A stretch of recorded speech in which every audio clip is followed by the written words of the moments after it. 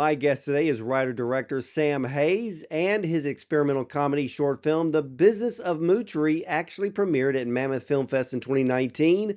And then he wrote the Halloween comedy, Costumes Required, which was optioned by Seth MacFarlane's Fuzzy Door Productions in 2020, with Nina Dobrev producing and playing a role. But Sam is here today as he wrote, directed, and produced Pools, a coming of age feature film about pool hopping, which boasts an ensemble cast of young rising stars led by Odessa Ozian with Mason Gooding, Ariel Winter, Tyler Alvarez, and Michael Valamis, just to name a few. And the film was also scored by 2022 Grammy nominated artist and composer Cody Fry, alongside award winning music supervisor Payman Maskin. And Pools is Sam's first directorial debut. And ladies and gentlemen, what a debut it is. So let's welcome writer director Sam Hayes and his incredible feature film, Pools, to the show. Welcome, Sam. Thank you. Thanks so much for having me. Well, I have to say, I see a lot of independent feature films, but wow, was this a breath of fresh air? What an incredible film it is. So, where did the idea come from for Pools? Thank you so much, first of all. You know, uh, the initial idea came from sort of the idea of pool hopping. It really did start as just like I felt like for years, for like 10, 12 years now, I just kind of thought, oh man, like pool hopping would be a great summer film concept. There'd be a great something, there's something great in there. And it took me another, 5 or 6 years before the story came together within that. But I was always just so captivated by like the glowing blue light of a pool at night. It's such a magical place, and felt like it feels very spiritual. And I felt like pool hopping, the act of which some people don't know, pool hopping is when you trespass other people's pools that are not your own until they chase you out, and then you go to the next pool, so on and so forth. It's a very fun activity, and it's sort of mischievous without really doing anything wrong. I think it's like a great coming of age sort of premise. So, It so that is. was the inspiration for the initial inspiration for it. So, I understand that this film took what, 5, 6 years to get it completed? Oh my God. I think actually seven. I mean, I'm still I'm still working on this film every single day. um, and it's been out since September.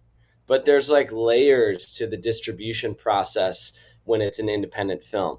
Even if you have a great distributor on board, like Utopia, we wound up with Circle Collective as part of Utopia. They've done like Shiva Baby, and they've done some pretty famous films. They produced The Last Showgirl, that was an Oscar nom a couple years ago. Um, but nonetheless, the world of independent film distribution is has been sort of completely flipped on its head, and everybody's sort of figuring out what to do.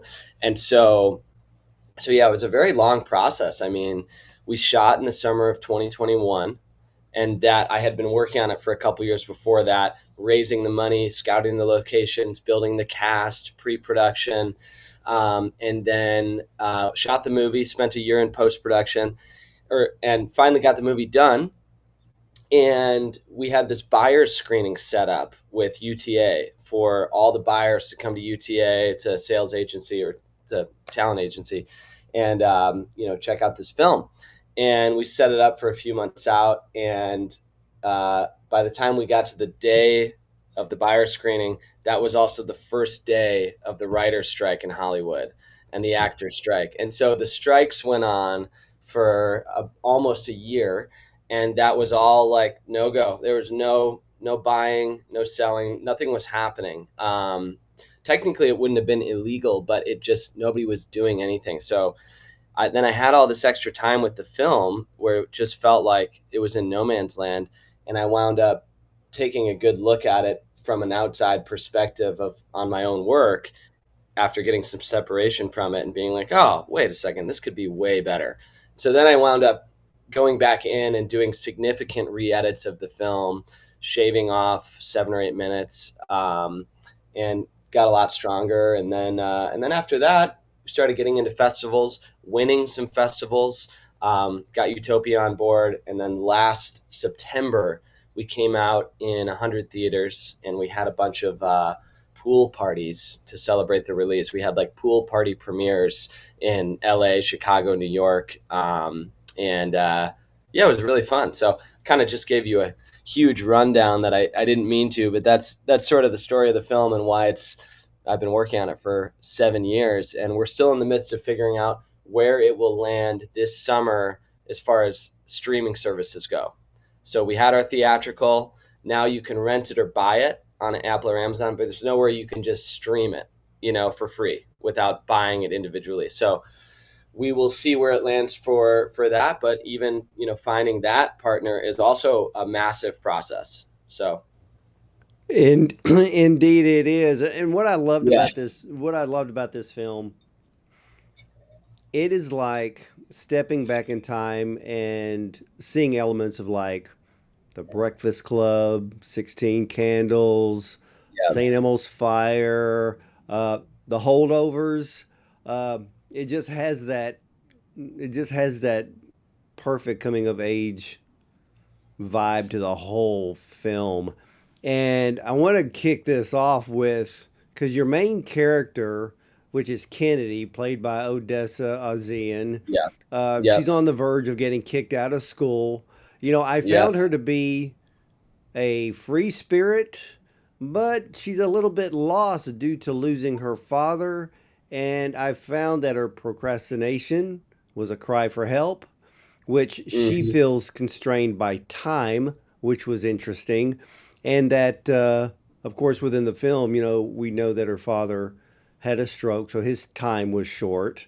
Yeah. But Kennedy fights time because she wishes she could actually control it, but she's also allowing it to pass her by, correct? Yeah, I mean, I think she's in a place where which that you don't really understand at the beginning of the movie. You think she's just kind of a I don't know if I can swear here, but kind of a an f up, just kind of somebody that's just doesn't have their stuff together, and and is messing around and procrastinating, and you realize, and she begins to realize that she doesn't even really know what's wrong with her at first. And I think that's how a lot of problems start with human beings. So, we don't know what's wrong or we would address it.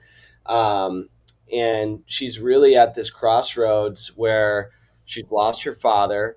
And in losing him, it's like her very foundations have been shaken. And her whole identity has been shaken up, as happens when you lose somebody close to you, and she really doesn't know who she is anymore. And so the life path she was on before, that she thought made her happy then and maybe made her father proud, she's realizing that was all kind of tied to him and their relationship, and like, who am I now? What do I want? And so she feels like her life is on one path, but she really wants it to be over here, but she doesn't feel like she can because of the past and what people expect and worries about the future. And so she's just frozen with cognitive dissonance and doesn't know what to do. So she's procrastinating everything and winds up getting this ultimatum from the dean of the school, that, hey, we gave you this chance to make up your flunked last year of school in the same condition with summer school. You're messing it all up again. If you don't show up to class tomorrow and get back on track, you're going to be kicked out. And so she wants to show back up to class, but something in her pulls her to the glowing blue light of a pool at night. And she winds up searching for some sort of spiritual catharsis and insight into her own soul by going on this midnight pool hopping adventure, and seeing what she finds. You I found it interesting of Kennedy's affinity to the water. Uh, Hmm. she was enjoying its stillness when she's holding her breath, but in a way, it was almost her trying to control a small moment of time, but at the Mm. same time, she's drowning in uncertainty. Yes, I think that's an amazing insight. There's something that I liked about being underwater in that you can only be under there for a limited time, and you're in a place where if you were to stay under there just a few seconds longer, you would die. So like it's a dangerous place, the water, and it's a place that sort of feels like in a way in between life and death, in the same way that like there's this ethereal thing going on with how it feels. And so it's a place where she's hoping to reconnect with her father in some way. Yeah, And well, it was funny too because there were two scenes in which she was holding her breath for an extended period of time, and when someone would jump in to think that they're trying to save her, she got yeah, kind of ticked off about that because she's almost yeah, fighting the fact that there's people who care about her, yeah, but it's like she doesn't want to be saved. right.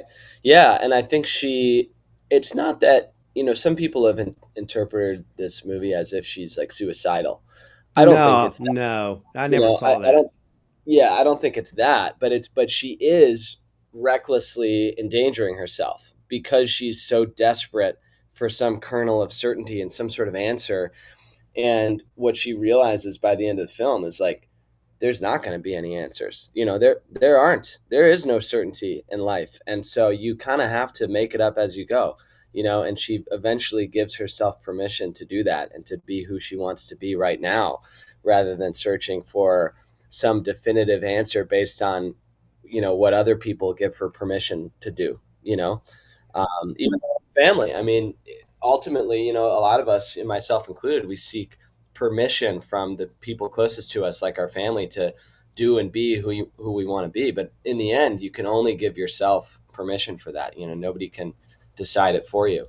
Yeah, there was a lot of soul searching in this film, and not with just Kennedy. The other ones, her ragtag team there, they Yeah, kind of all went through their own little bit of soul searching in a much smaller capacity.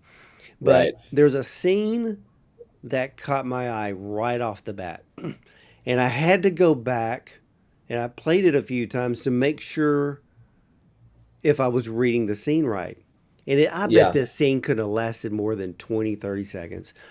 And it was a scene where Kennedy is in the mirrored vanity room where she's chosen that place yeah, to play hide and seek. yeah, And she saw herself from all sides in all the mirrors. Um, and it got to the point to where she didn't like it. It was a right, subtle but very powerful scene in the film. She right. didn't like what she was seeing. Yeah, exactly. That's one of my favorite scenes in the film, and it was fun to with my DP figure out how to shoot that, which was like we shot behind a two-way mirror so that you couldn't see the camera, but we were right there to get all those reflections.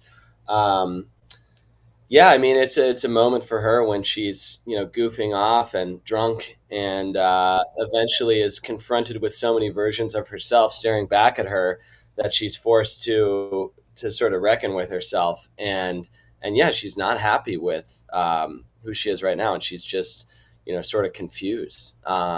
So it's sort of a breaking moment for her where she's still trying to get back on. She's still at that point in the film trying to force herself back onto this other life path that she thinks she has to do, that she thinks is expected of her. And so she's trying to tell herself, like, no more procrastination, like, get back on track. And she's not kind of open to, the unique life path that she has, for herself. Well, but I love the fact that, well, I love the way that you paralleled two stories. It was Yeah. Kennedy and there was Michael, Yeah. the air conditioner guy. And Yeah. but it was in a way, they were both on the same path, not together, but in their own way. Hmm. She is trying to make her late father proud by doing what she knew he would want her to do. That was causing Right. undue pressure on her. Michael was an F up too, and Yeah.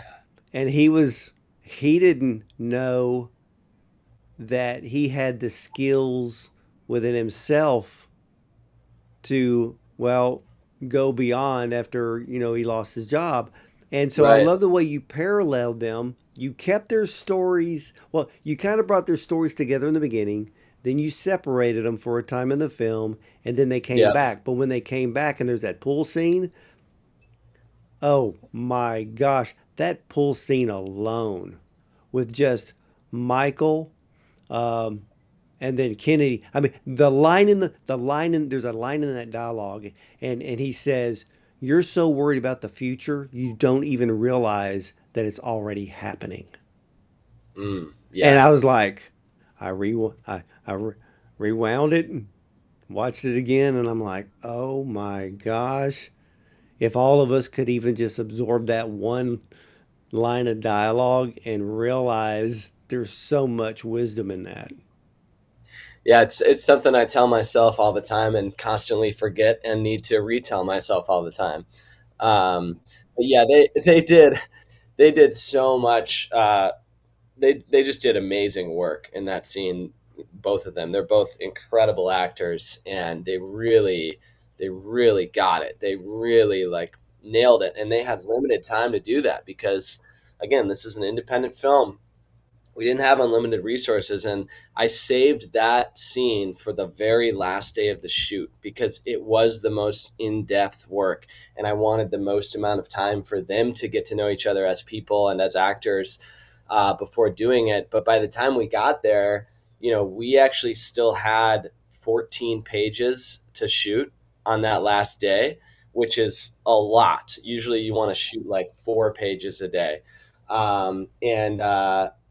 And yeah, but I mean, they each only got like 2 or 3 takes, and one set of coverage, but they nailed it. But And see, yeah, and that's the to speak scene. to But your point that's the earlier scene that, that has the most dialogue. yeah, yeah, yeah, exactly. And yeah, but yeah, the two of them, kind of like you were saying earlier, part of the question, are really on this collision course that's sort of meant to be. And he's this unlikely figure that she would never imagine ends up holding a mirror up to herself, and allowing her to free herself from the expectations she has, and see in herself kind of what she's doing, and where she's really at. Well, he was a bigger f up than she was, but it was great on how you used him Yeah. to show her that there wasn't really anything to worry about. Yeah. Well, they end up kind of saving each other, right? Like, if he hadn't met her, he would have committed a crime, and if she hadn't met him, she would have continued to struggle and try to jam herself into a life that wasn't meant for her. Um, Yeah, you know, there was and I caught it right off the bat. When the scene where she's decided to stay in that big mansion like one extra day, yeah, and then Michael's Michael comes in later to rob the place. Um, but when she is sitting at that grand piano yeah. and she takes her father's watch off and sets it off to the side, I literally just paused the film and I just looked at that scene. I went, "Oh, how brilliant!" Her father's watch was a subtle yet brilliant part of the whole story because the watch represented both his presence but also time. Yeah. And I just thought that was just beautiful. Oh, thank you. Well, I'm wearing it right now. This is the watch. And for a while, it actually had pool water in it for years after the shoot because she would wear this underwater. And it is my dad's watch, and or it was my dad's watch, and it didn't seem to damage the face for a long time. it's not an expensive watch, but it is like gold plated, and so I was like, I thought it was kind of cool. It was like a little memento that this thing was filled with water because I wasn't using it to tell time anyway.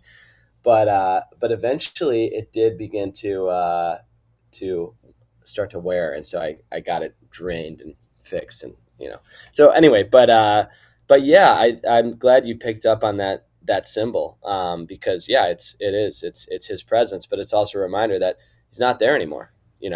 Well, Not in the you same kind of, way. yeah, because you gave us a hint early on when she got inside that house. And Yeah, you have that scene there. It's kind of a blue lighted scene with the grand piano, and she just walks by it, but she kind of stands there for a moment and she looks at it. But as the audience, we don't know why she's doing that until later yeah, into the film. So I love how one scene is set up, and then the reason for that scene is revealed later on in the film. So I loved the way you told this whole story because it just flowed. It kept your attention. And for an independent film, a lot of independent filmmakers don't know how to keep an audience's attention. You did from the very beginning to the end, because you know I looked at Odessa's resume, yeah. and it is very long for someone so young. Oh my But gosh, yeah, yeah. her future in film, I mean, even though her resume's long, you know, she she's going places. Oh I yeah, mean, yeah. She's incredible. to me, she's going to end up being an A-lister. Oh yeah, I think she maybe already is after Yeah, this award season. She's really taken off with Marty Supreme and yeah, I Love Marty LA. Supreme. That's right. She was there in And it. yeah, and she's fantastic, and I think people are finally recognizing on a mass scale. I mean, especially in Hollywood. I mean, people have fully recognized that she is an unbelievable, unique, one of a kind actor. Yeah, and but you created just an incredible cast, which we're going to get to the cast here in a moment. But there was a scene towards, not exactly almost to the end.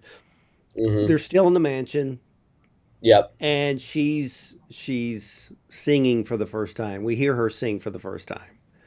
Yeah. And you pan the camera across all of her crumpled pieces of paper that she had in that little bag. Yeah. And then it was the line written on the paper that said, "How can you press play but never rewind?" She was angry that she can't see her father again. Yeah. Yeah. I think I love the little details that you notice. You're a very close watch, and I appreciate that. Yeah, I mean, I think it's innate to human nature. I think if you've ever had somebody close die to you, I think a very common or close to you die, I think a very common reaction is this weird feeling of like, wait, the rest of life is still just going on. Like I thought everything I had this like of course nothing stops, but you have this feeling that like things have stopped for you, and so you feel like everything should be stopping and nothing does, and life just keeps moving forward, like you can't ever press rewind. And that's just a hard thing to deal with as a human being. Yeah, very, very much so. Well, for those that have seen this film, what's been the reaction? Yeah, I think different people reach into different levels of the bucket, so to speak. There are people that see this film and they're just like, oh, that was fun. Like that's a fun coming of age summer flick. Like cool kids running around pool hopping. And then there's other people that have come up to me weeping after screenings. And like it's their favorite movie they've seen in a long time. They're really uniquely touched by this character and her performance and this place in life that she's in because they relate to it. So I think that the reactions are widely varied. Of course, there's people that don't like the film too. That, there's certainly people that that are like, ah, this is like too weird and goofy at the beginning, and I don't like the variance of tones that's happening, and it's not for everybody. Um, but yeah, so the reactions are widely varied. Overall, very positive. We're 81% on Rotten Tomatoes. We're a 3.2 on Letterbox. Letterbox is tough. Love Letterbox, but it's tough. And I'm not a people are, letterbox fan. yeah, and then I'm not into armchair quarterbacks. yeah, yeah, and then we had a great review from Roger Ebert, as well. And yeah, we'll see how it unfolds. I hope this movie has a really long life, and people continue to come back to it to see some of the earlier work of the amazing actors that we have in this film, like Odessa, like Michael Vlamis, who you'll see in The Odyssey coming out this summer, like Mason Gooding, who has so much going on. All the actors, I could go on. They all have a lot going on, and they're all really great. So Well, yeah, you even I'm had excited. Ariel Winter from Modern Family. Kind of took me by surprise to see her blonde hair. Yeah, yeah, yeah. That was certainly a departure from the Modern Family role, which I think was cool, and she did a great job with the role. So that was cool to have somebody on set that was like so experienced, so much more experienced than me. Like she'd been, she'd been on Modern Family sets, all the time for 11 years, 11 seasons. It's valuable to have an actor with that level of professionalism and experience on set, especially when it's you know, like this set was full of, young people making this movie at every level. Well, this is, ladies and gentlemen, you have got to see this film Pools. I mean, I can go back. Like, if you love The Breakfast Club, if you like 16 Candles, The Holdovers, St. Elmo's Fire, those iconic films, Pools fits into that genre. And it was funny, Sam, because it kind of reminded me a little bit of the Lords of Dogtown because they Mm, were pool hopping, but they were pool hopping, empty pools so they could skateboard. yeah, yeah, And that film came across as it felt part documentary, and then it was yeah, part regular narrative feature. And you had Heath Ledger in it and a lot of other people, and there was a vibe in that film that I felt in Pools. yeah, And because you've got, was it five main characters, all the young ones, and they all have their own personality, their own look, their own yeah, story. And the cool thing was is that you brought those little stories about each one in to the film. So they weren't just like empty characters, they had emotion, they had yeah. their own story to tell, and you brought that out within, the time in which they were all inside that mansion. Yeah, thank you. Yeah, I love Lords of Dogtown. And to speak to the John Hughes of it all, we shot in the same area where he shot all of his movies on the North Shore of Chicago. So it's very, very John Hughes coded, inspired movie, but set modern day, not 80s. But it has some of those vibes. And yeah, the as far as the ensemble piece of it all, yeah, I mean, what that was part of the process of like slowly paring this thing down, because my first cut of the film, I mean, any first cut is long, but my first cut of the film was like 2 hours 45 minutes. Now it's an hour 35, and you simply cannot have a coming of age film that is that long. It's just absolutely ridiculous. But it goes to show that all of these characters had much bigger, more built out storylines than they did. And it's like Odessa's character, the main character, Kennedy, her storyline wasn't any smaller. But those other storylines were much bigger. And it was something I learned in the editing process, that it's like there just wasn't time and attention to tell all those stories to their fullest. So it was a really interesting process of paring those stories down to their most essential, and to, and I think the full stories are still told in just a smaller way, but their performances are still so strong, and there's so much behind it that's sort of being represented by, the tip of the iceberg, as far as what actually made the final cut that created the strongest overall film. Oh yeah, yeah, completely. Because I mean, even with all right, I can't remember his name, um, but it's the character. He's the one that works out all the time. Oh yeah, Mason Gooding, Reed. Yeah, yeah. So with Mason's character, I loved that. There were people who would misjudge him, Yeah, not realizing what his real story was, and then when you bring what that story is to light, we're like, makes sense. You know, here's Ariel Winter's character, Little Miss Perfect, so to speak, but she's not perfect at all. right. Yeah, yeah, exactly. And that's actually one of the criticisms I've gotten of the film, especially from this New York Times article. We got we got a Screw the scathing, Times. terrible New York Times review.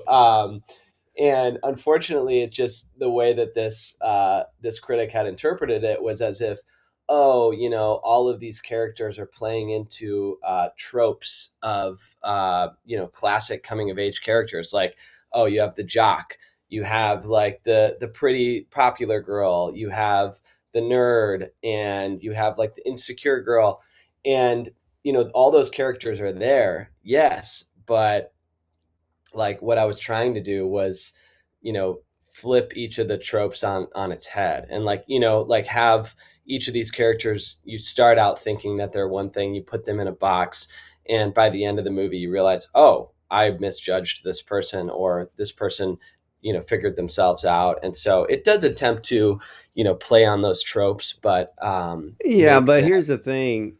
do something different, with each of those tropes. And then obviously the character of Kennedy, the main character, is something that is not definable by any trope in any way that I can see. Yeah, but But I always yeah, look at it like, don't try to reinvent the wheel, because yeah, with some filmmakers, and I wish a lot of filmmakers would actually do this. I know that I'm probably going to get criticized for saying this.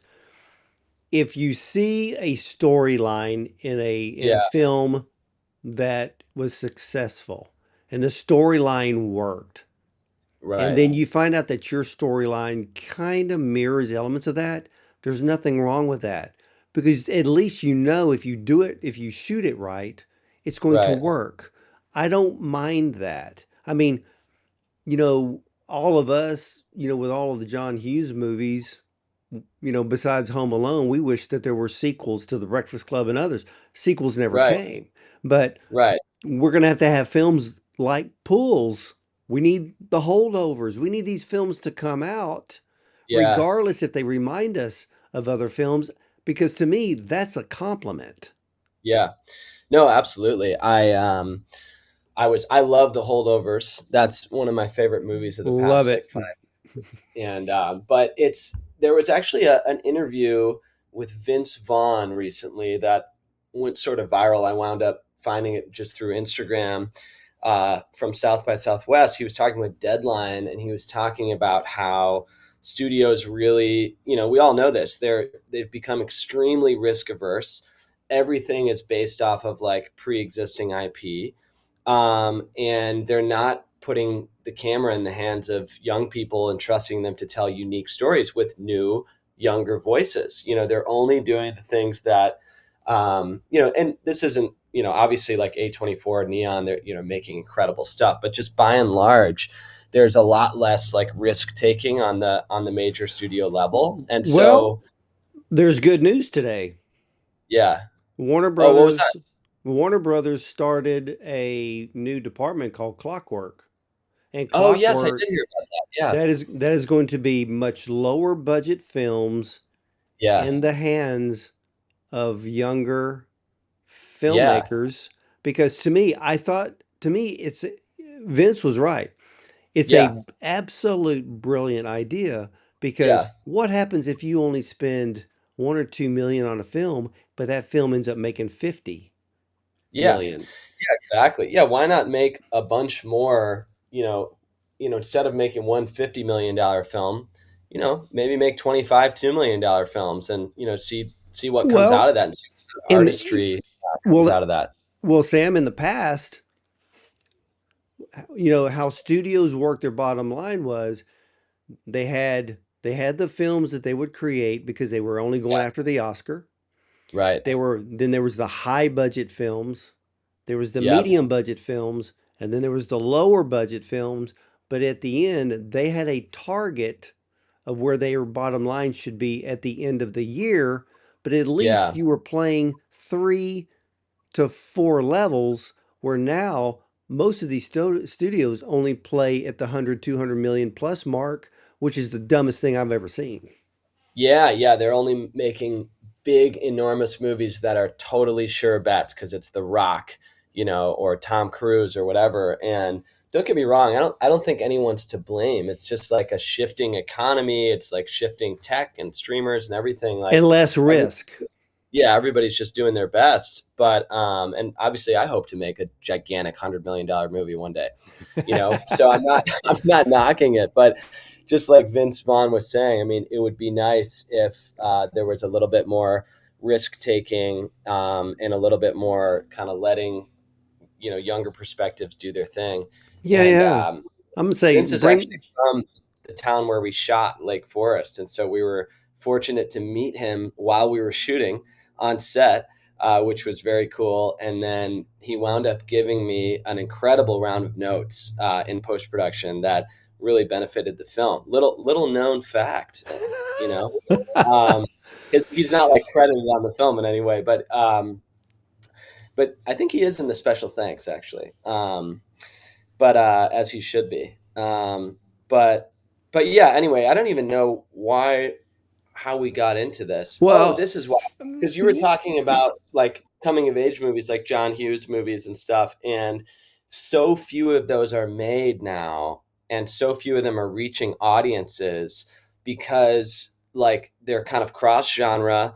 They're younger actors, and they're not based on IP, and so they're really hard to put into a box and they're hard to market, and so the studios aren't really making them. Most of the coming of age movies are coming from the indie space, and the independent space is kind of refiguring out how to reach audiences in this new climate where the streamers are not buying very very many independent films. I mean, we're we you would think that with a star like Odessa in pools, we would have kind of landed on a streamer yet. And we're talking with streamers, but it's just a lot trickier now because they just buy so little stuff and they make their own stuff.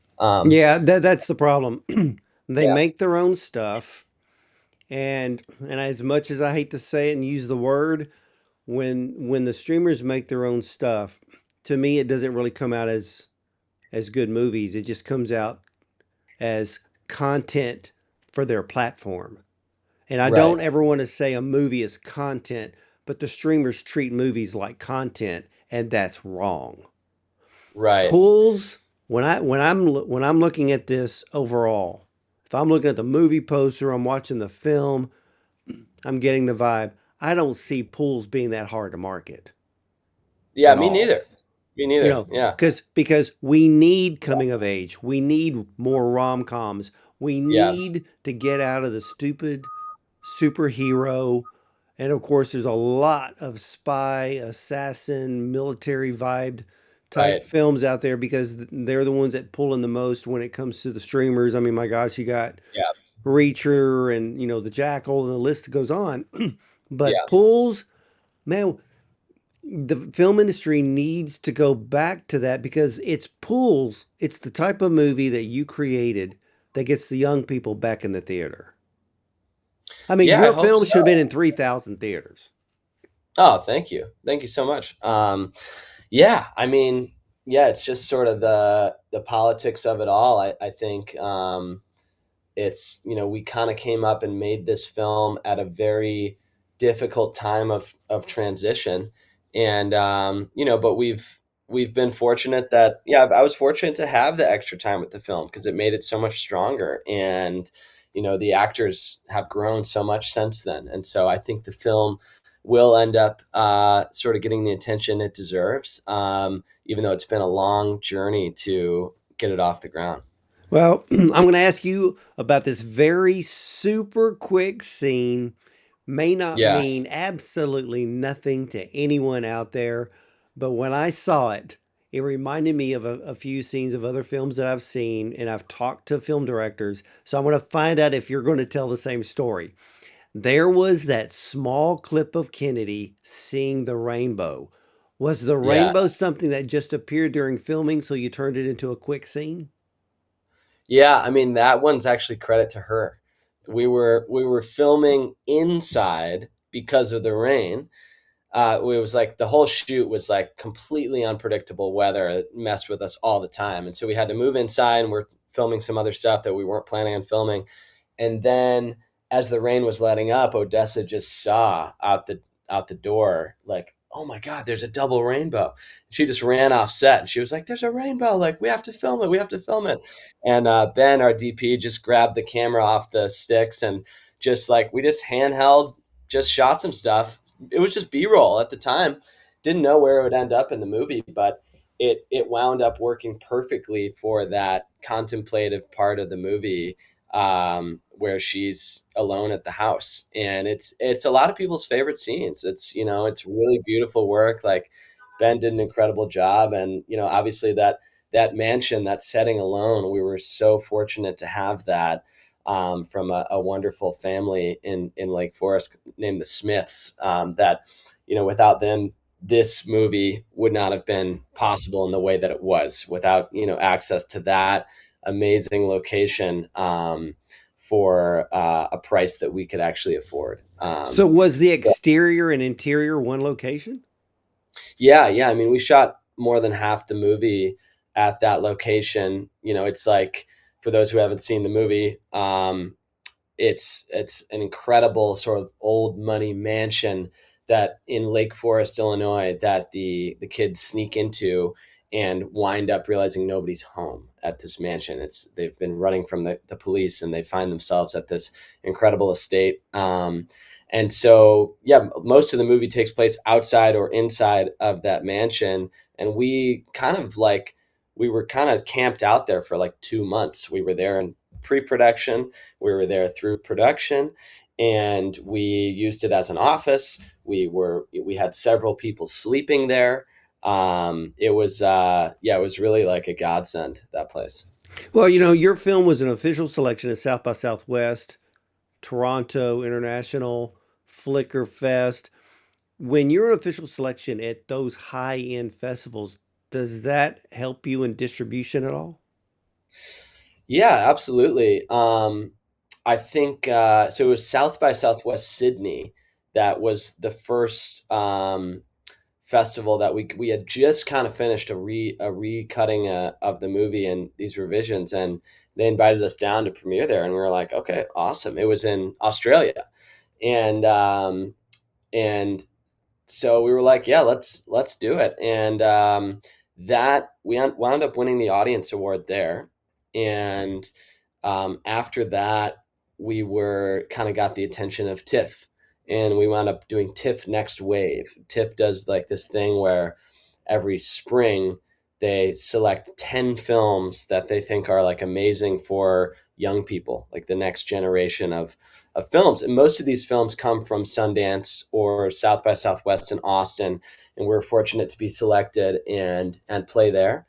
And then our final place was, yeah, Rhode Island Film Festival called Flickers, that it was like a perfect summer premiere in August for us, just before our theatrical release.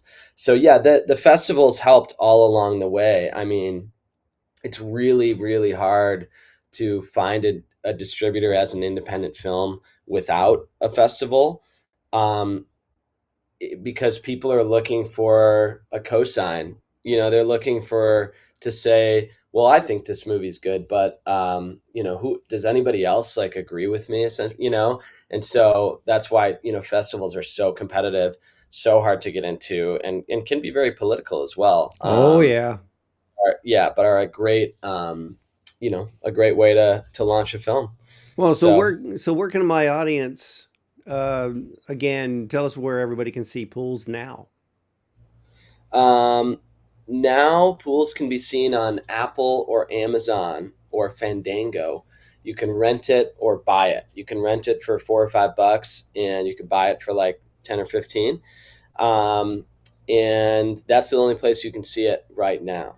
So we will see, but I can't make any promises of where it's going to end up and whether you'll have that subscription or what. But yeah, check it out.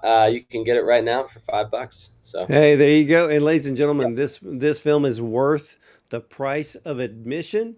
And Sam Hayes' feature film Pools is about a young woman, Kennedy, who has one day to get herself together or get kicked out of school for good. Now, instead of buckling down, she rallies a ragtag crew for a midnight pool hopping adventure through the lavish estates of her college town. But under the surface, Kennedy is searching for answers to the questions tearing her up inside in the wake of her father's death.